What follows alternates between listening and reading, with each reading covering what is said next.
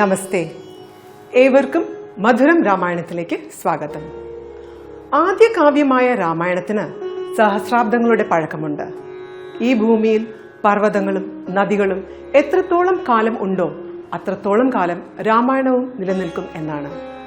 അതൊരു ഗ്രന്ഥത്തിന്റെ രൂപത്തിൽ രാമായണം നിലനിൽക്കും എന്നല്ല, മറിച്ച് രാമായണത്തിലെ ആശയങ്ങൾക്ക് പ്രസക്തിയുണ്ട് എന്നർത്ഥം.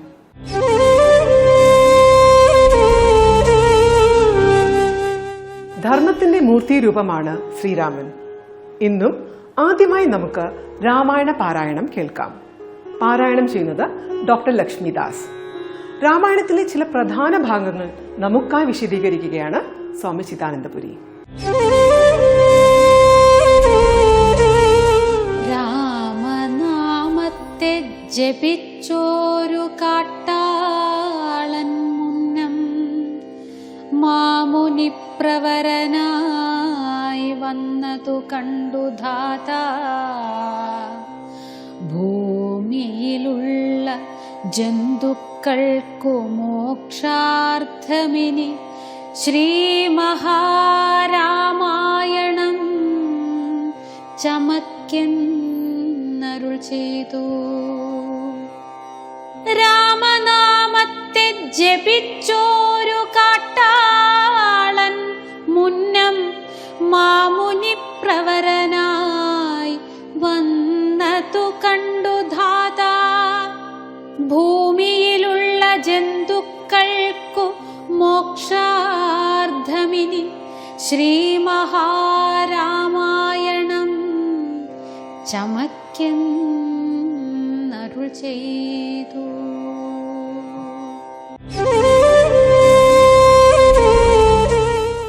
ഓം ഗുരുർബ്രഹ്മാ ഗുരുർവിഷ്ണു ഗുരുർദേവോ മഹേശ്വരഃ ഗുരുസാക്ഷാത് പരം ബ്രഹ്മ തസ്മൈ ശ്രീ ഗുരവേ നമഃ. ഓം സദാശിവസമാരംഭാം ശങ്കരാചാര്യമധ്യമാം അസ്മദാചാര്യപര്യന്താം വന്ദേ ഗുരുപരമ്പരാം. രാമനാമത്തെ ജപിച്ചോരു കാട്ടാളൻ മുന്നം മാമുനി പ്രവരനായി വന്നതു കണ്ടു ധാതാ. ഭൂമിയിലുള്ള ജന്തുക്കൾക്കു മോക്ഷാർത്ഥമിനി ശ്രീ മഹാരാമായണം ചമയ്ക്കെന്നരുൾ ചെയ്തു. വീണാപാണിയും ഉപദേശിച്ചു രാമായണം, വാണിയും വാൽമീകി തൻ നാവിന്മേൽ വാണിയിടിനാൾ. അധ്യാത്മരാമായണം കിളിപ്പാട്ട് ആരംഭിക്കുന്ന തുഞ്ചത്താചാര്യൻ എഴുത്തച്ഛൻ ആദ്യം തന്നെ ശ്രീരാമനാമം നാരായണനാമം ജപിച്ചുകൊണ്ട് മംഗളാചരണം ചെയ്യും. അങ്ങനെ രാമസ്തുതിയോടുകൂടി മംഗളാചരണം ചെയ്ത് ആരംഭിച്ച് തൻ്റെ രാമായണ രചനയാകുന്ന പ്രതിജ്ഞയെ ചെയ്തു.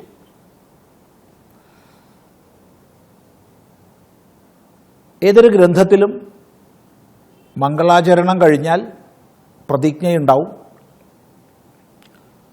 പ്രതിജ്ഞ കൊണ്ട് ഉദ്ദേശിക്കുന്നത് എന്താണ് രചിക്കാൻ പോകുന്നത്, അത് ഞാൻ ചെയ്യാൻ പോകുന്നു എന്നുള്ളതാണ്. അപ്പം അനുവാചകരെ സംബന്ധിച്ച് താനത് പഠിക്കാൻ പോകുന്നു, ഉൾക്കൊള്ളാൻ പോകുന്നു എന്നുള്ള പ്രതിജ്ഞയും കൂടെ വേണം. അനന്തരം വിശദമായി മംഗളാചരണങ്ങളെ ചെയ്യുന്ന രാമായണത്തിലേക്ക് നമ്മെ പ്രവേശിപ്പിക്കുന്ന ഭാഗമാണ് ഇന്ന് നമ്മൾ ഇവിടെ പാരായണം ചെയ്തത്. അതിൻ്റെ ആരംഭം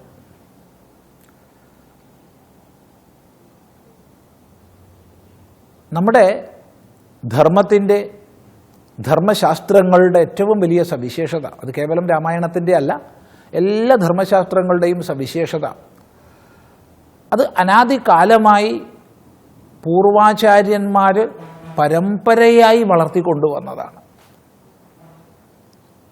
ഏതെങ്കിലും ഒരു വ്യക്തി ഒരു ദിവസം പെട്ടെന്ന് അങ്ങോട്ട് നൽകുന്ന ഒരു ഉപദേശമല്ല, മറിച്ച് താൻ ഉപദേശിക്കുന്നതിന് പ്രമാണമായി പൂർവാചാര്യന്മാരുടെ ഉപദേശങ്ങളെ ചൂണ്ടിക്കാണിക്കുക എന്നുള്ളത് വൈദിക ശാസ്ത്രത്തിലെ സകല ഗ്രന്ഥങ്ങളിലും നമ്മൾ കാണുന്ന സവിശേഷതയാണ്. സകല ഗ്രന്ഥങ്ങളിലും നമ്മുടെ ഗുരുനാഥന്മാരിങ്ങനെ പറഞ്ഞിട്ടുണ്ട് എന്ന്. അതുപോലെ ഇവിടെ താൻ മലയാളത്തിൽ അനുവാദം ചെയ്യാൻ പോകുന്ന രാമായണം അത് താനായിട്ട് നിർമ്മിക്കുന്നതല്ല, അധ്യാത്മരാമായണത്തിൻ്റെ അനുവാദമാണ്. അധ്യാത്മരാമായണമാകട്ടെ അത് തനിയെ ഉള്ള ഒന്നല്ല, പുതുതായിട്ട് ചെയ്യപ്പെട്ടതല്ല, മറിച്ച് അത് വാൽമീകീയ രാമായണത്തിൻ്റെ പിന്തുടർച്ചയാണ്. ആ വാൽമീകീയ രാമായണമോ അത് സാക്ഷാൽ ബ്രഹ്മദേവന്റെ നിർദ്ദേശമനുസരിച്ച് മഹാകവി ആദികവി വാൽമീകി മഹർഷി രേഖപ്പെടുത്തിയതാണ്. അപ്പം ഈ ഒരു മഹിമ നമ്മുടെ മുമ്പിൽ അവതരിപ്പിച്ചുകൊണ്ടാണ് എഴുത്തച്ഛൻ കിളിപ്പാട്ട് ആരംഭിക്കുന്നത്. ഇത് വളരെ ശ്രദ്ധേയമാണ്. പരമ്പരാപ്രാപ്തമാണ് അറിവെന്നുള്ളത് എന്ന് മാത്രമല്ല, രാമനാമത്തെ ജപിച്ചൊരു കാട്ടാളൻ മുന്നം മാമുനി പ്രവരനായി തീർന്നു. അത് വളരെ ശ്രദ്ധിക്കേണ്ടതാണ്. അങ്ങനെയുള്ള മാമുനിയോടാണ് രാമായണം രചിക്കാൻ ബ്രഹ്മദേവൻ നിർദ്ദേശിക്കുന്നത്. ഇത് വൈദിക ചിന്താപദ്ധതി നൽകുന്ന ഒരു ജീവിത വീക്ഷണത്തെ എടുത്ത് കാണിക്കുന്നതാണ്. കാട്ടാളനായി, കേവലം കാട്ടാളനല്ല, പിടിച്ചുപറിക്കാരനായി, വഴിയിലൂടെ പോകുന്നവരെ ആക്രമിച്ച് മോഷ്ടിക്കുന്നവനായി ജീവിച്ച ആ ഒരു വൃത്തിയിൽ കഴിഞ്ഞ വ്യക്തി.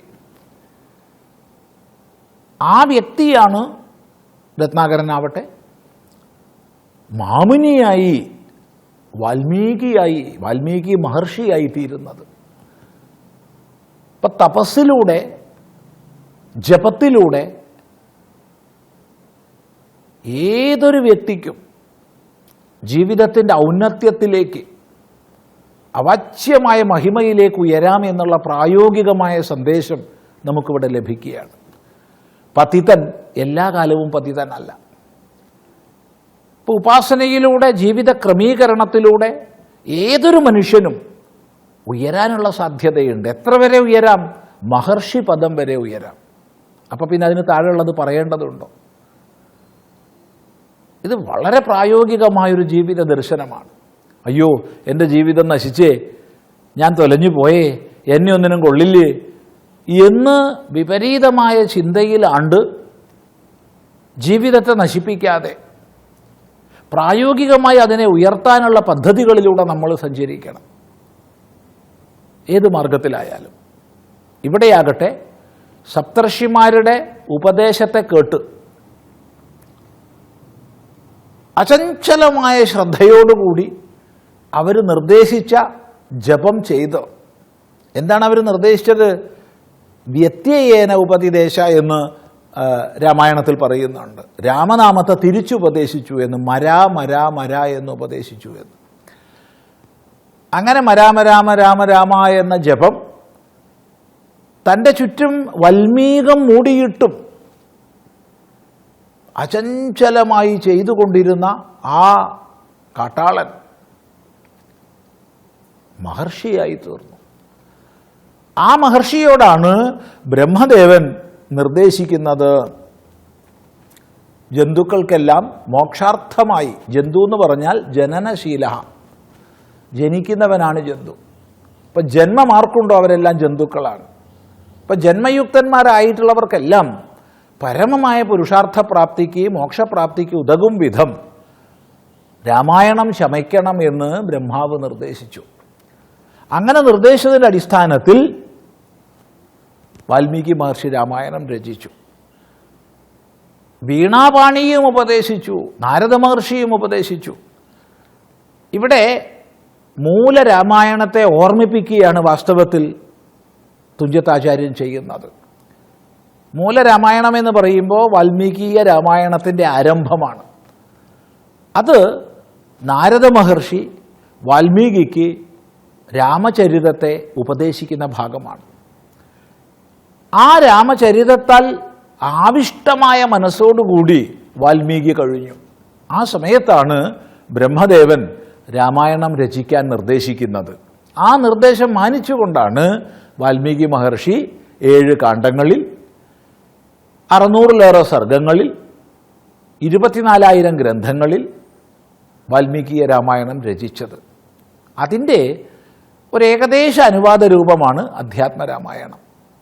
അതിനെയാണ് എഴുത്തച്ഛൻ കിളിപ്പാട്ടാക്കിയിട്ടുള്ളത്. അപ്പോൾ ഈ ഒരു മൂലത്തെ, മഹിമയെ ഓർമ്മിപ്പിച്ചുകൊണ്ടാണ് രാമായണ ആരംഭം. ഇത് നമ്മൾ വിശേഷമായി ശ്രദ്ധിക്കുക. നമസ്കാരം.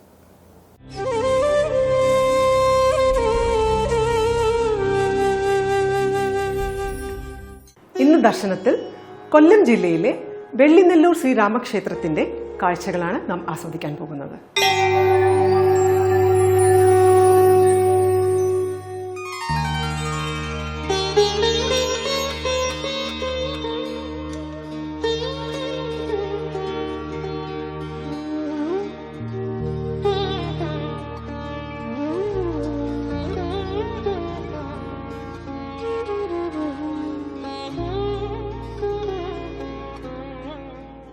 കേരളത്തിലെ ശ്രീരാമക്ഷേത്രങ്ങളിൽ വെച്ച് അതിപുരാതനമായൊരു ശ്രീരാമക്ഷേത്രത്തിലാണ് ഞാനിന്ന് നിൽക്കുന്നത്. ഇത്തിക്കരയാറിന്റെ കരയിൽ സ്ഥിതി ചെയ്യുന്ന അതിപുരാതനമായൊരു ശ്രീരാമക്ഷേത്രം. രാമായണ കഥയുമായെല്ലാം ഈ ക്ഷേത്രത്തിന് ബന്ധമുണ്ട്. ഈ ക്ഷേത്രത്തിലെ പ്രതിഷ്ഠ വിരഹിയായ സീതാന്വേഷിയായ ശ്രീരാമനാണ്. ക്ഷേത്രത്തിലെ വിശേഷങ്ങളും പ്രതിഷ്ഠയുടെ വിശേഷങ്ങളും അതുപോലെ തന്നെ ചരിത്രവും ഐതിഹ്യവുമെല്ലാം ഈ രാമായണ കാലത്ത് നമുക്ക് പങ്കുവയ്ക്കാം.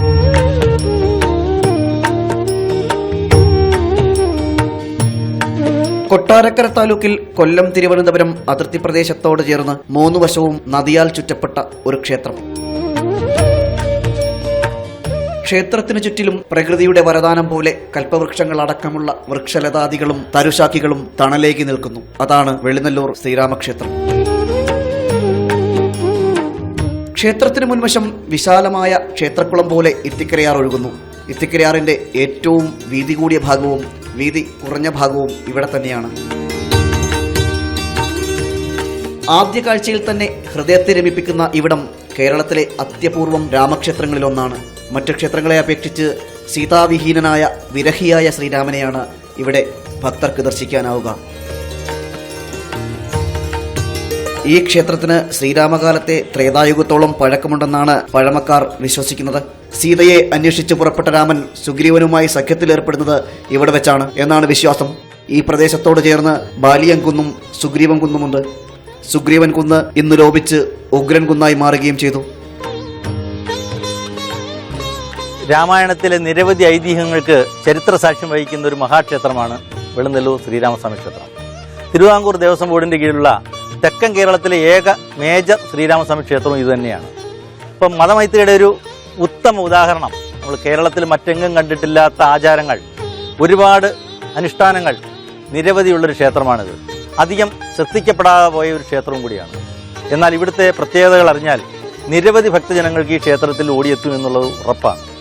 നമ്മുടെ രാമായണത്തിലെ നിരവധി ഐതിഹ്യങ്ങൾ, രാമായണം സീതയെ അന്വേഷിച്ച് ശ്രീരാമൻ പോകുന്ന സമയത്തുള്ളൊരു പ്രതിഷ്ഠയാണ് ഇവിടെ ഉള്ളത്. സീതയെ അന്വേഷിച്ച് കണ്ടെത്താമെന്ന് സുഗ്രീവൻ ശ്രീരാമന് വാക്കുകൊടുക്കുകയും എന്നാൽ ബാലിയെ പരാജയപ്പെടുത്തിയെങ്കിൽ അല്ലെങ്കിൽ ബാലിയെ കൊന്നതിന് ശേഷം മാത്രമേ എനിക്ക് സീതയെ അന്വേഷിക്കാൻ ശ്രീരാമനോടൊപ്പം കൂടാൻ പറ്റൂ എന്ന് പറഞ്ഞൊരു സ്ഥലം കൂടിയാണിത്.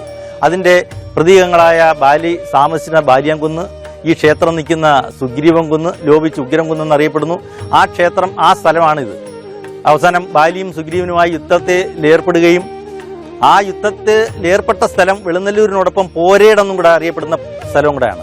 ഈ പോരേടവും വെള്ളിനെല്ലൂരുമാണ് ഈ ബാലിയും സുഗ്രീവനുമായിട്ട് യുദ്ധം നടക്കുന്നൊരു സ്ഥലം. വളയത്തിൽ നിൽക്കുന്ന 7 മരങ്ങൾ ഒറ്റ അമ്പ് കൊണ്ട് എയ്ത് വീഴ്ത്തിയാൽ താങ്കൾ ശക്തിമാനാണെന്ന് തെളിയുകയും ബാലിയെ കൊല്ലാനുള്ള കഴിവുണ്ടെന്ന് മനസ്സിലാക്കുകയും അതോടൊപ്പം സീതയെ കണ്ടുപിടിക്കാൻ താങ്കളോട് സഹായിക്കാൻ ചെയ്യുന്ന ഒരു കരാർ ഒപ്പുവയ്ക്കുകയും ആ കരാറിൻ്റെ അടിസ്ഥാനത്തിൽ നമ്മുടെ ക്ഷേത്രത്തിലുള്ള മുന്നിൽ കാണുന്ന ഈ വിശാലമായ മണൽപ്പരപ്പ്, അതായത് മലഞ്ചുഴി കടവ്, അവിടെ വൃത്താകൃതിയിൽ നിൽക്കുന്ന 7 മരങ്ങൾ ഒറ്റ അമ്പുകൊണ്ട് ശ്രീരാമൻ എയ്ത് വീഴ്ത്തി തൻ്റെ ശക്തി സുഗ്രീവന് കാണിച്ചു കൊടുക്കുകയാണ്. അപ്പം നമ്മൾ സന്ധ്യാനാമം ചെല്ലുമ്പോൾ സപ്തസാലം 7 ഒരമ്പുകൊണ്ട് സത്വരം ക്ലിപ്തമായി പിളർന്നു നീ മുകുന്ദരാമ ഭാഗ്യമാം എന്ന് പറയുന്ന ഭാഗം ഈ ശ്രീരാമക്ഷേത്രത്തിൻ്റെ മുന്നിൽ കാണുന്ന ഈ വിശാലമായ ഭാഗമാണെന്നാണ് വിശ്വാസം. സീതയെ അന്വേഷിച്ചു പോയ ജടായുവിനെ രാവണൻ ചിറക് അരിഞ്ഞു വീഴ്ത്തിയ സ്ഥലമാണ് ജടായുമംഗലം. അത് അവസാനം ചടയമംഗലം എന്ന പേരിൽ അറിയപ്പെടുന്നു. അപ്പോൾ ഈ പ്രദേശങ്ങളാകെ ബാലിയങ്കുന്ന് ബാലി താമസിച്ച സ്ഥലം, ഈ ക്ഷേത്രം നിൽക്കുന്നത് സുഗ്രീവൻ താമസിച്ച സ്ഥലം സുഗ്രീവൻ, തൊട്ടപ്പുറത്ത് പോരി നടന്ന സ്ഥലം പോരേടം, അതിനപ്പുറം ചടയമംഗലം. ഇങ്ങനെ രാമായണത്തിലെ നിരവധി ഐതിഹ്യങ്ങൾ കോർത്ത് കിടക്കുന്ന ഒരു സ്ഥലമാണ് നമ്മുടെ ഈ ഭാഗം.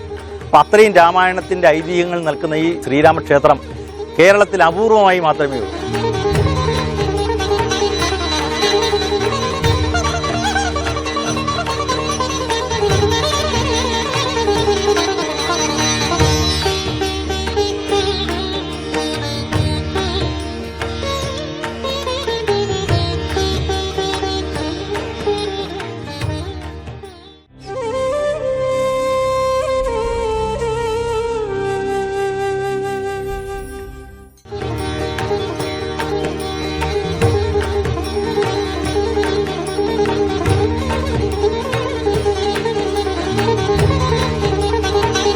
പരമ്പരാഗത രീതിയിൽ അർദ്ധവൃത്താകൃതിയിലുള്ള ശ്രീകോവിലാണ് ഇവിടുത്തെ പ്രത്യേകത. കിഴക്കോട്ട് ദർശനമരളി ശ്രീരാമനും ശ്രീകോവിലിന് പിറകിലായി പടിഞ്ഞാട്ട് അനന്തശായിയായ ലക്ഷ്മണനും പ്രതിഷ്ഠയായി വിരാജിക്കുന്നു. ഇവിടുത്തെ ഒരു ശ്രീകോവിലിൻ്റെ പ്രത്യേകത നമുക്ക് കാണാം. ചെമ്പ് പൊതിഞ്ഞ് വളരെ വൃത്താകൃതിയിലുള്ള ഒത്തിരി കലാരൂപങ്ങൾ കൊത്തിവെച്ചൊരു ശ്രീകോവിലാണ് നമ്മുടെ ഈ ക്ഷേത്രത്തിനുള്ളത്. കിഴക്കോട്ട് ശ്രീരാമൻ വളരെ പ്രസന്നനായിരിക്കുന്നൊരു പ്രതിഷ്ഠയും പടിഞ്ഞാറോട്ട് ലക്ഷ്മണൻ അനന്തഭാവത്തിലിരിക്കുന്ന ഒരു പ്രതിഷ്ഠയും ഇവിടെ പ്രത്യേകതയാണ്. കാരണം ഒരേ ശ്രീകോവിലിൽ ശ്രീരാമനും ലക്ഷ്മണനും കുടികൊള്ളുന്ന അപൂർവം ക്ഷേത്രങ്ങളിലൊന്നാണ് നമ്മുടെ വെളുന്നല്ലൂർ ശ്രീരാമസ്വാമി ക്ഷേത്രം. മീനമാസത്തിലെ രോഹിണി മാസത്തെയാണ് ഇവിടുത്തെ വിശേഷം. കേരളത്തിൽ മറ്റെങ്ങും ഒരു ക്ഷേത്ര കോമ്പൗണ്ടിൽ ഒരു മത്സ്യവ്യാപാരം നടന്നതായി അറിവില്ല. അങ്ങനെ ഒരു ചടങ്ങെങ്ങും ഇല്ല. പക്ഷേ ഈ ക്ഷേത്രത്തിൽ ആ ഒരു ചടങ്ങ് ഇവിടെ ഉൾപ്പെടുന്ന ഒരു ക്ഷേത്രമാണ്. മത്സ്യവ്യാപാരം നടക്കുകയും അന്ന് ഉപ്പ് തൊട്ട് കർപ്പൂരം വരെയുള്ള എല്ലാ സാധനങ്ങളും ഈ ക്ഷേത്ര കോമ്പൗണ്ടിൽ നിന്ന് ഭക്തജനങ്ങൾ വാങ്ങി ഉപ്പും ചുണ്ണാമ്പും അവരുടെ വീടുകളിൽ സൂക്ഷിക്കുകയും മീൻ ഭക്ഷണം കഴിക്കുകയും ചെയ്യുന്ന ഒരു രീതിയാണ് അന്നത്തെ ആചാരങ്ങൾ. നിത്യവും 5 പൂജയും 3 ശ്രീബലിയും പൂർണ്ണ പുഷ്പാഞ്ജലിയോടുകൂടിയ തിലഹോമവുമാണ് മറ്റ് രാമക്ഷേത്രങ്ങളെ അപേക്ഷിച്ച് ഈ ക്ഷേത്രത്തെ വ്യത്യസ്തമാക്കുന്നത്. വിദഗ്നിയായ ഒരു രീതിയിലാണ് ഇവിടുത്തെ സ്ഥിതി കൊള്ളുന്നത്. സാധാരണഗതിയിലുള്ള പൂജകളിൽ നിന്നും വ്യത്യസ്തമായ ചടങ്ങുകളോടുകൂടിയുള്ള സവിശേഷത ഇതിൻ്റെ പ്രത്യേകതയുണ്ട്. ആണ് ഇതിൻ്റെ ഏറ്റവും വലിയ പ്രത്യേകത. ഈ ക്ഷേത്രത്തിൻ്റെ ആചാരങ്ങളും അനുഷ്ഠാനങ്ങളും എല്ലാ ക്ഷേത്രങ്ങളിൽ നിന്നും വേറിട്ട രീതിയിലാണ്. ഭഗവാൻ വിരഹിണിയായിട്ട് നിൽക്കുകയും അതുപോലെ തന്നെ വിശേഷാധികാര്യങ്ങളും അടിയന്തരങ്ങളും പ്രസിദ്ധമായിട്ട് നടന്നു പോകുന്നു. പ്രധാന പ്രതിഷ്ഠയ്ക്ക് പുറമെ ഉപദേവതകൾക്കും വളരെയേറെ വിശിഷ്ടമായ സ്ഥാനമാണ് ഇവിടെ കൽപ്പിച്ചിട്ടുള്ളത്. മറ്റ് ക്ഷേത്രങ്ങളെ അപേക്ഷിച്ച് മീനം രാശിയിൽ ശ്രീകോവിലോടുകൂടിയ നാഗരാജ ക്ഷേത്രം ഇവിടുത്തെ ഏറ്റവും വലിയ പ്രത്യേകതകളിലൊന്നാണ്. സാധാരണ ക്ഷേത്രങ്ങളിൽ നാഗരാജ ക്ഷേത്രം കന്നിമൂല ഭാഗത്തോ എവിടെങ്കിലും ഇതിന് പുറത്ത് തളക്കലിന് പുറത്തായിട്ടാണ് കണ്ടുവരുന്നത്. ഇവിടെ നേരെ വിപരീതമായിട്ട് ശ്രീരാമ ഭഗവാന് ഗുരുസ്ഥാനീയനായിട്ടാണ് നാഗരാജാവിനെ പ്രതിഷ്ഠിച്ചിരിക്കുന്നത്. അതും ഈ ക്ഷേത്രത്തിൻ്റെ ഒരു പ്രത്യേകതയാണ്. നമുക്കറിയാം, കേരളത്തിൽ മേൽക്കൂരയോടുകൂടിയ നാഗരാജ ക്ഷേത്രം കേരളത്തിലെങ്ങും നമ്മൾ കണ്ടിട്ടില്ല. പക്ഷേ ഇവിടുത്തെ നാഗരാജ ക്ഷേത്രം മേൽക്കൂരയോടുകൂടിയാണ്. അത്രയും ശക്തി. അതിൻ്റെ ഒരു ഐതിഹ്യം എന്ന് പറയുമ്പോൾ, പണ്ട് ക്ഷേത്രത്തിൽ ഉത്സവ സമയത്ത് തന്ത്രി തൂവി വരുമ്പോൾ ഒരു സർപ്പം, തന്ത്രിയുടെ ചടങ്ങുകൾ ഇഷ്ടപ്പെടാതെ ഒരു സർപ്പം മുമ്പിൽ വന്ന് നിൽക്കുകയും ആ തൂവുന്നത് തടയുകയും ചെയ്തു. അപ്പോൾ അദ്ദേഹം ആ സർപ്പത്തോട് തന്ത്രിയുടെ അപേക്ഷയാണ്, എന്തായാലും ഞാൻ ചെയ്ത തെറ്റിന് മാപ്പ്, അങ്ങേ ഇവിടെ ശ്രീകോവിൽ മഴയും നനയാതെ ശ്രീകോവിൽ കുടിയിരുത്തിക്കൊള്ളാം എന്ന് പറഞ്ഞതിന് ശേഷമാണ് ഈ സർപ്പം പോകുന്നതാണ് ഒരു ഐതിഹ്യം. അത്രയും ശക്തിയുള്ളൊരു നാഗരാജാവാണ് നമ്മുടെ വെളുന്നല്ലൂരിൽ പടിഞ്ഞാറോട്ട് ദർശനമായിട്ട് പ്രതിഷ്ഠിച്ചിട്ടുള്ളത്. പ്രധാന പ്രതിഷ്ഠയായ ശ്രീരാമനോളം പ്രാധാന്യം ഉപദേവതയായ ഇണ്ടിളയപ്പനും ഇവിടെ നൽകുന്നുണ്ട്. വനവാസകാലത്ത് സീതാദേവിയെ അന്വേഷിച്ചെത്തിയ ശ്രീരാമൻ ഇവിടെ എത്തുകയും ഇണ്ടിളയപ്പനെ കണ്ട് പൂജിച്ച് അനുഗ്രഹം നേടിയതായും ക്ഷേത്ര ഐതിഹ്യം പറയുന്നു. ഇണ്ടിളയപ്പൻ ക്ഷേത്രത്തിന്റെ നിർമ്മിതിയിലും ഒട്ടേറെ പ്രത്യേകതകളുണ്ട്. പരമ്പരാഗത കളരി സമ്പ്രദായത്തിലാണ് ക്ഷേത്രത്തിന്റെ നിർമ്മിതി.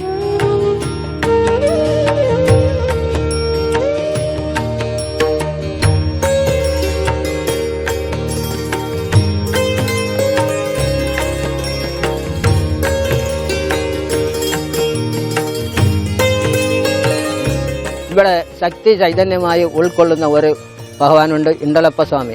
ശിവന്റെ അവതാരമാണ് ഇണ്ടളപ്പസ്വാമി.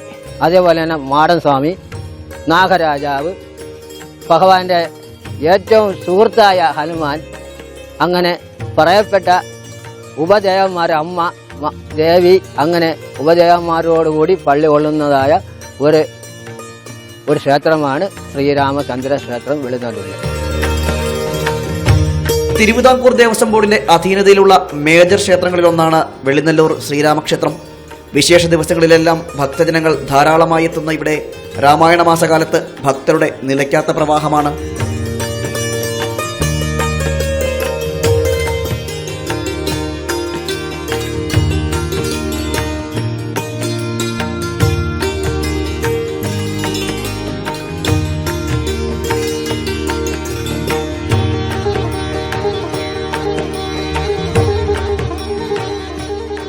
രാമായണ കാലത്തിന്റെ ചരിത്രവും ഐതിഹ്യവും ഒക്കെ പറയുന്ന വെളിനെല്ലൂർ ശ്രീരാമക്ഷേത്രത്തിന്റെ വിശേഷങ്ങളാണ് നമ്മളിപ്പോൾ കണ്ടത്.